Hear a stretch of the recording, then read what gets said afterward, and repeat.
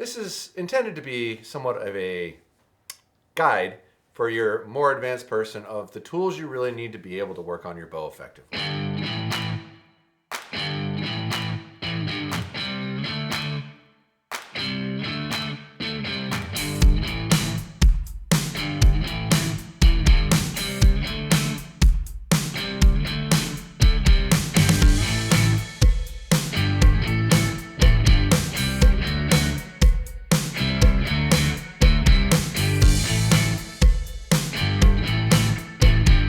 Number one, we need a bow press. I hate to break it to you. Yes, it's going to be expensive. Yes, it's going to suck. Yes, it's a lot of money. But in order to work on a bow, you really do need a bow press, especially for timing. Now, if you happen to have one or two of the bows in the market that have all those things that you don't need to press it to get it, great, good for you. You can probably save your money on a press. But on those bows that don't need timing adjustments and don't need wheeling adjustments with a press, you're still going to need a press to change your strings and cables out. So in order to work on a bow, yes, you need a bow press. And in conjunction with a bow press, you really need a draw board. Right? Draw board actually allows you to set your timing perfectly, and some draw boards, just mine, actually allow you to set your third axis as well.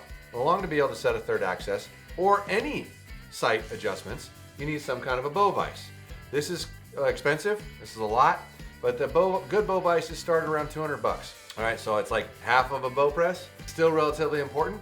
But in order to use one of these things correctly, you're always going to need levels.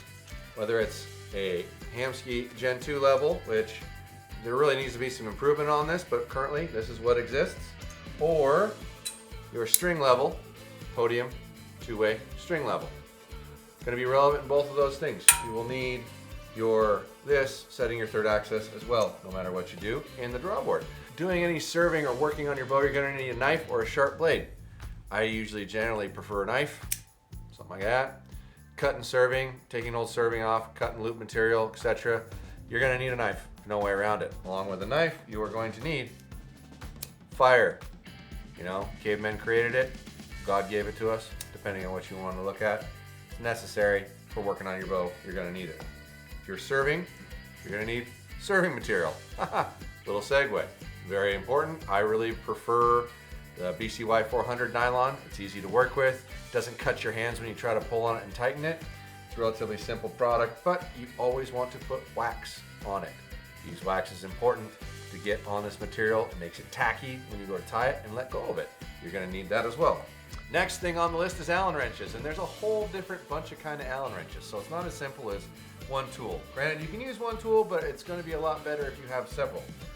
Your small bulk set, a lot of times people don't realize you can actually use this for leverage to try to tighten and loosen things, so that's part of where these really come in handy. And then on top of the small one, you want the big one, because if you're doing your limb bolts, those cover pretty much all the limb bolts made anywhere of any kind, just about. And once again, can turn with leverage.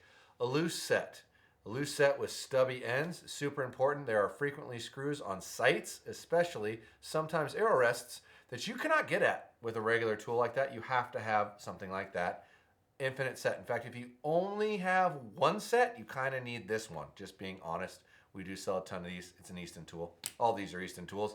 It doesn't matter what brand they are. It matters that they do these things.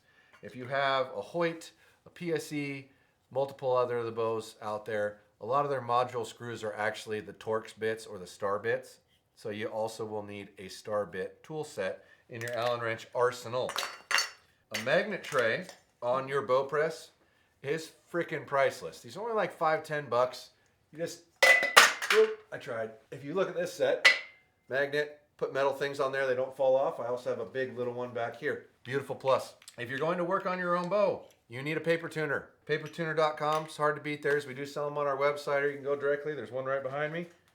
It's a really great tool to be able to use a paper tuner. You can make your own if you want, if you're frugal and handy. It's not hard to make a paper tuner. There's a lot of different options out there, but for like 75 bucks, comes with its roll and everything delivered to your door. It's not bad. Okay, in order to make a string loop, you need loop pliers. And Jeff didn't get me any.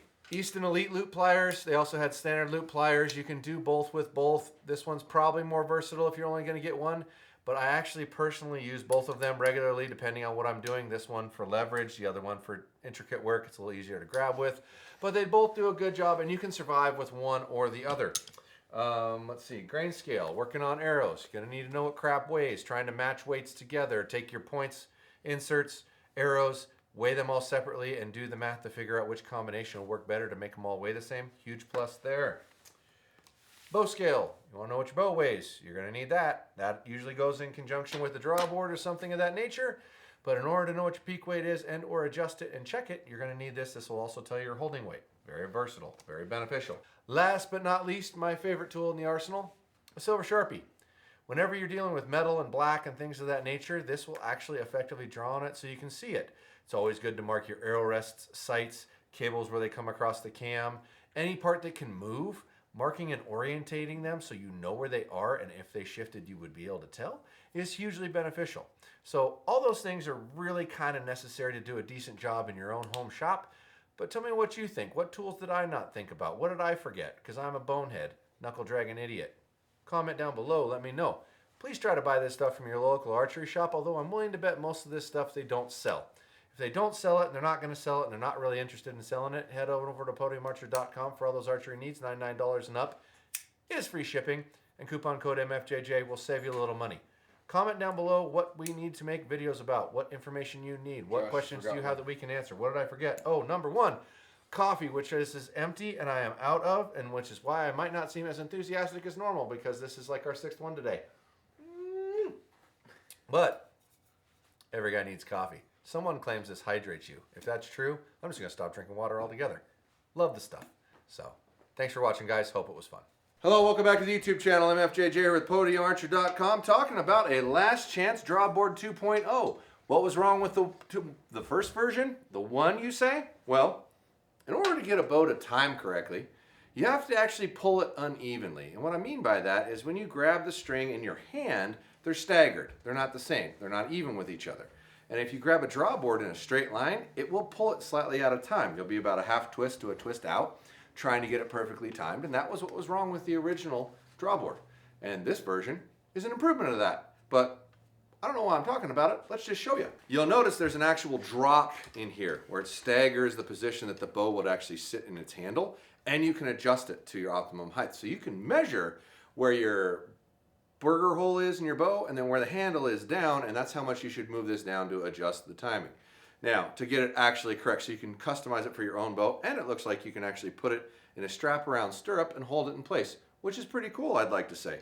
So let's give this a whirl and stick it on our press and see how it works. Now, I'm not sure if that's just in case one of these other fabric things wear out, and there's some bolts for bolting stuff down. Not sure why, but hey, let's figure this out. Your standard last chance press, which mind you, there is a ultimate model.